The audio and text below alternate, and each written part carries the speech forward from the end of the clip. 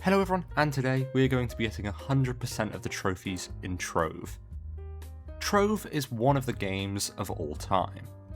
It's not the worst, and it's certainly not the best. But it simply is. If you're not aware, Trove is an MMORPG in the vein of Minecraft. You control a little guy made out of small blocks, running around and fighting enemies that are also made out of small blocks, while you mine and build things using big blocks. Though that's about where the similarities end. Unlike Minecraft, Trove has 18 unique classes, thousands of mounts including dragons, and an uncountable number of tradable cosmetics and more. I really like Trove, but it does have a bit of a bad reputation, and I do understand why. But more on that in a minute. Anyway, this game is very close to my heart as I played it a bunch when I was younger. Coming back to it after so long was really nostalgic for me, and finally getting all the achievements was really nice. So I hope you enjoyed this video as much as I did playing it, and we might as well get straight into it. As I alluded to in the intro, I played a lot of Trove when I was younger. This was mainly because my parents, rightly so, didn't let me run wild with their credit cards on my PS3 and PS4 when I was younger, so I had to pretty much beg them for any purchase I wanted to make. They often wouldn't budge, particularly for the more expensive games, so free-to-play games with near infinite content were perfect for me. And looking at how popular some of these free-to-play PS Store games are, I'm sure I'm not alone in that experience. So yeah, that's how I got into Trove. It's certainly not a perfect game, but it's got a lot going for it. Mainly, the gameplay loop is really fun and addicting. Each class has their own levels, so in the beginning, you start in the beginner world, Medieval Highlands, and you go and do some dungeons there. These are really short, and most of the newer ones are community created, and they end with a boss fight and some loot. You can use the loot and the XP from the defeated enemies to get stronger until you're powerful enough to move to the next world. And it kind of keeps going on like that for a few hours, until you discover the gem system, which is a whole nother story. We'll get into that later in the video. On top of that, it's an MMO, so it's fairly collaborative and people can be quite helpful. The community isn't as good as, say, Warframe, but it's still quite nice. And like Warframe, it has a really cool mastery system, but more importantly, there's also a player market. Here comes the money. Here we go. Though that said, unfortunately, this is also where the negatives begin. The big one here is that Trove, like a lot of other MMOs, has absolutely atrocious monetization. For instance, a couple of the newer classes are ridiculously grindy to get, like 200 hours of playtime to get one of them grindy. So why grind when you could just buy them for the low price of $30? Yeah, these packs are stupidly expensive, because they're usually bundled with like $30 worth of credits and a bunch of cosmetics. But still, it would probably be quicker to get a part-time job, work until you've made enough for one of these packs, than it would be to grind the class out the free-to-play way. There are lots of other examples of this. Gems, the thing that you use to get more powerful later on in the game, have a random chance to level up, or not level up. You can use luck items to boost this chance, though you can never guarantee it. And guess what? You can buy these very same luck items in bulk from the in-game cash shop, so you're paying real money to buy a chance to upgrade something in a video game.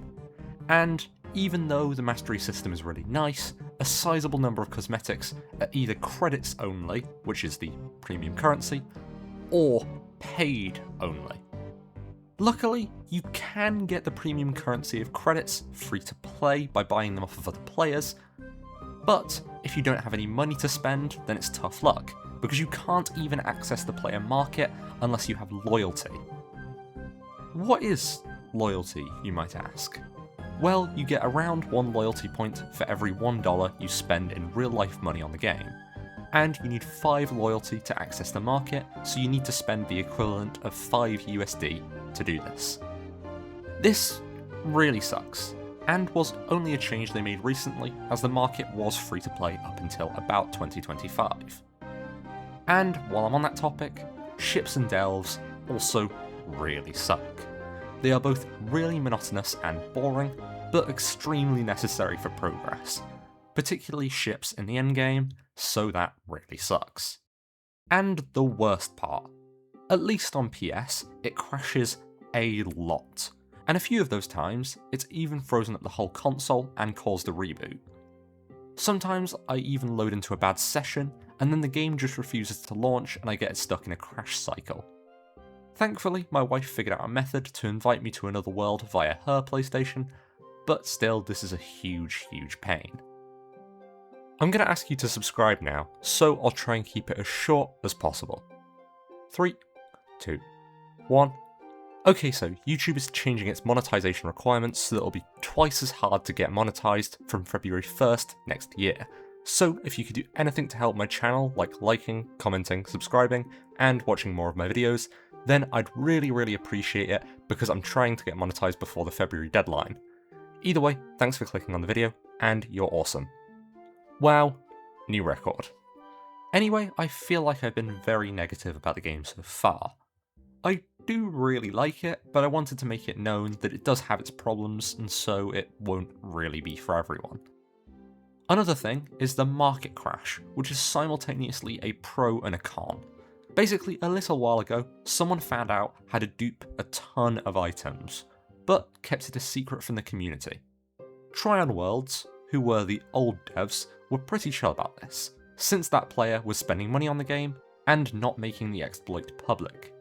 However, Tryon got bought out by GamerGo and they became the new devs. And when they eventually discovered that he was doing it, they decided to ban him for it. So as an act of retribution, the player revealed the dupe glitch to literally everyone. This caused an absolute ton of items to get duped, basically infinitely, making their prices plummet, and eventually led to the marketplace being shut off on PC for over 8 months. The biggest victim of this was Gander the Sky Shepherd.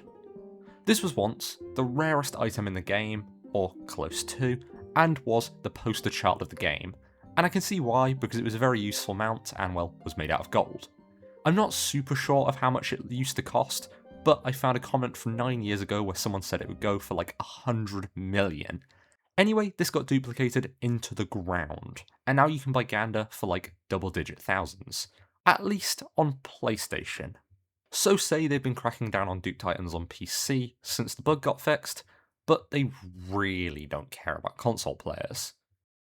But yeah, the WID market can be good, because you can get rich quick by selling items that didn't get duped into oblivion or newer items, but it's also really bad, because if you missed out on it, like me, then you're on the wrong side of a massive flux inequality gap, as there were certain chests that could be sold for flux that people duplicated.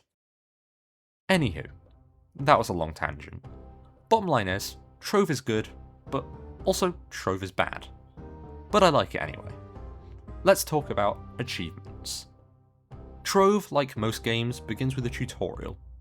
This is a very basic tutorial in a unique tutorial world that teaches you all the very basics. Walking, attacking, collecting loot, crafting, using mounts, and cornerstones. For completing the tutorial, we get the trophy, Lands of Learning. Now I'm not 100% sure what order I got the next few trophies in. It looks like they added trophies to the PS4 version of the game in June 2017, and naturally, the first 9 auto-popped for me when I next launched the game a few days later. But following a roughly logical order, the next trophy I should have got was Not Just Browsing, for claiming my free class coin from the store. A class coin is a token used to unlock a second class for free, alongside your starter class, and every player gets one when they start. Though technically this isn't a proper class coin, only a starter class coin. That is, you can only unlock starter classes with it. That means, unfortunately, you can't be clever and skip a 200-hour grind to get the Solarion 3 minutes after finishing the tutorial. But you can choose between some of my favourite classes, like the Candy Barbarian, the Boomeranger, the Tomb Raiser, the Pirate Captain, the Knight, the Gunslinger, the Dracolite, or the Shadowhunter. I highly recommend trying out the Candy Barbarian, the Gunslinger, and the Shadow Hunter, as they're all very fun and quite easy to craft. Next was Inkling of Power, for getting 100 power rank. Power rank is basically a score of how powerful a given character is, which is calculated between your gear, your gems, your class level, and some other things. Speaking of which, I next got Diamond in the Rough for equipping a gem. As I mentioned earlier, gems are really important for powering up your characters in the mid-game and onwards. Basically, you equip gems of different elements into different slots, and they give you random buffs, for instance, physical damage or crit chance. You can upgrade these gems, which is where the RNG and luck come in, because sometimes they don't upgrade, and they get harder and harder to upgrade the higher the level, and they can get really expensive. Also, in older versions of the game, the gems could break and needed to be repaired rarely when upgraded, and also couldn't be equipped safely without a small cost. Thankfully, both of those are gone, but yeesh.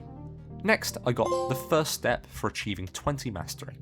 This basically means I collected a bunch of stuff and leveled up my mastery 20 times. Then I got all up in the club for joining or creating a club, and I'm pretty sure I did both. Trove is pretty cool because you can be part of several clubs at once, so I had my own Vinistero club as well as being part of one of the big clubs, which helps because you get invites to things like pinata parties, which are like shared loot box opening events. Then I got Peddling for Profit for listing an item on the marketplace. This is a really funny name for this achievement, given that you literally have to pay money to be able to get it, but oh well. And the last two achievements that auto-popped were Raise the Roof and Part-Time Landscaper, for placing 1,000 blocks and destroying 5,000 blocks, respectively. As I explained before, Trove is a bit like Minecraft, in that you can place and break blocks, but there are a few caveats to this.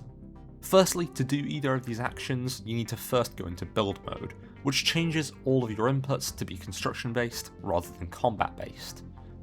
Destroying blocks is mostly used for breaking ore and some resource blocks. You can also place these blocks in the open world, but unlike Minecraft, there isn't much point because the world instance changes out every so often. But if you want to satisfy your inner builder, you have cornerstones or club worlds. Cornerstones are small chunks sectioned off in each world that you can claim, and they will then fill in with a pre-built house of your making. You can edit this house however you like, and the changes will be saved whenever you spawn it in again, and there are some pretty cool options, especially since you have the entire height and depth of the chunk to work with as well. Anyway, that was it for the auto-pop trophies. The next one I got naturally, which was Daring Dungeoneer for completing 10 3-star dungeons. The dungeons I explained before are 1-star dungeons. In other words, there is one boss and one loot chest at the end. So naturally, a 3-star dungeon is quite bigger and has 3 bosses and 3 loot chests, split up into 2 1-star encounters and a more difficult 3-star encounter, though the latter has the best loot. There are also 5-star dungeons, which, you guessed it, have 5 encounters and usually even better loot. After this, I got Power Rank and File for achieving 550 power rank. Next, I got Here Comes a New Challenge for completing 10 challenges in any adventure world. Challenges appear at the top of every hour and last for about 20 minutes, and give you a little task to do, like complete 5 dungeons in the permafrost, or run around this map collecting coins. They're usually quite easy, and they get you a resource called Dragon Coins, which is used to get dragons, which is very, very, very relevant, so always do them if you see them. The next trophy I got was quite classy, for getting to level 20 with a class, out of a total of 30 levels. This is one of those games where the XP requirements for each level go up exponentially, so 1 to 20 is quite quick, and then the last 10 levels take a ton of time. Though you do get 50% extra XP on adventures every Saturday, and every 4 weeks is XP week where all XP is doubled, so every 4th Saturday you'll get a heck of a lot of XP. Next, I got Power Ascendant for getting to 2,500 power rank, and Imperial Estate Builder for placing 5,000 blocks. The latter took a lot longer than destroying 5,000 blocks because you can destroy a ton of blocks by flying around on a dragon or using bombs. Unfortunately, there is no easy to get equivalent for placing blocks. I guess Ganda kind of does that, but it doesn't count towards the total. The next achievement was my first achievement earned from the Adventures update, which has its own set of trophies. This trophy was Stay Subclassy for equipping a subclass. Subclassing in Trove is quite simple. You basically just get to choose a bonus based on the other classes you own, and that bonus goes up based off of the level. So, for instance, if I was playing as a Candy Barbarian and I equipped the Gunslinger as a subclass, I'd get a small boost to my number of jumps, and also do more airborne damage. Oh yeah, I haven't mentioned it yet, but how many jumps you have is a stat in Trove. At later levels, you can do like 50 jumps without needing to touch the ground. It's quite cool. This update also added the Shadow Tower, which was kind of a precursor to Delves, which I will explain later. Shadow Tower originally was like a very long dungeon. You had proper encounters along the way, and it ended with a boss fight. It was also basically the first endgame mode the game had seen, so that was pretty cool. The Shadow Tower has been largely replaced, but that said, you can still do the boss fights on their own, just not the actual tower to get to the boss fight. Thankfully, that didn't affect the other true trophies from this update, which we'll talk about in a minute. Nowadays, most Shadow Tower loot can be obtained from the Delves, so there's not really much point doing it. The next trophy I got was from another update, the Geode update. This added the Geode Cavern system, which was, at that point, probably the most hated bit of content in the game. Geode caves were the precursor to Delves, and have a lot of the same problems. Namely, they're boring, but also very necessary for late game. You basically explore these caves, mine for gems and ores and plants, and you can also rescue these cute creatures with food, blankets, or medkits. There's also an entirely new system for mining and moving around, which is separate from your base game stats, and you can only increase them by doing more Geode caves. For some reason, as well as that, the Geode Mastery system is entirely separate from the rest of the game. So there's Trove Mastery, which is the original Mastery system, Geode Mastery, which is the new one, and then Total Mastery, which is a combination of the two. However, for some reason, Mastery from Geode items also gives you Trove Mastery, so it's basically double Mastery. This is part of why it's so relevant to late game players. On top of that, the more mastery you get from Geode stuff, the more light you get, and light is a very important stat later on in the game, and I'll explain why in just a second. Anyway, the first trophy I got was starting Spelunker for getting the first gas module upgrade. Gas is basically how long you can spend in the caves before you have to return, and you get this from the introductory quest. I also realise I haven't really explained Delves, though I've mentioned them a lot. So let's get into that. A delve is basically a long linear dungeon that ends in a boss fight. Before that, you usually have a secondary objective like defeat X number of enemies, which is stupidly easy. They're really slow and boring and don't really have a lot going for them. But every 3 delves you'll get some really cool loot from a shadowy vault. You can get a maximum of 6 of these per week, meaning you have to do 18 delves a week. And if you don't have maxed out speed, these are so slow. Anyway, that's most of why everyone hates delves.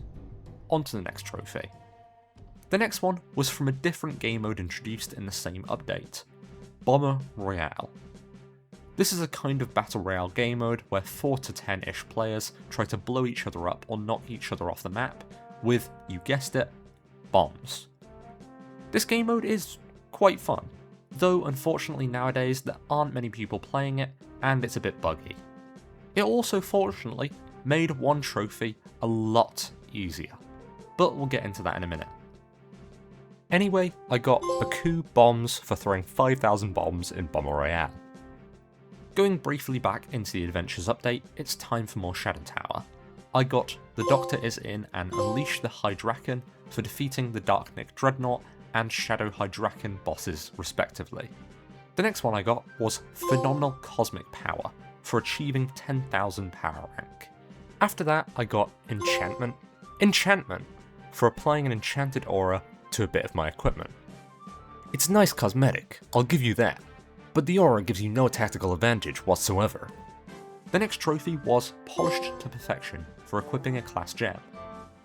Class gems are basically really powerful gems that you can get which are specific to your one class. They're a bit convoluted to get to. Firstly, you need a class gem key, which you can either craft, get from an empowered gem box, or get one for free when you reach level 25 with the class for the first time. Then you can travel to the shores of the Everdark when you're power rank 5000 and go to one of the giant colosseums. Activating the encounter in the middle spawns some big enemies, and you need to defeat 3 of them and stay alive for 1 minute. Which is a bit of a struggle if you've only just hit 5000 power rank, because these guys can hit hard. Then at the end, a chest will spawn, and you can use your class gem key to get a class gem from it. Yeah, just a bit complicated. Anyway, the next trophy I got was Adept Artisan for becoming a master in a crafting skill. I'm 90% sure this was ring crafting because it was the most useful one here.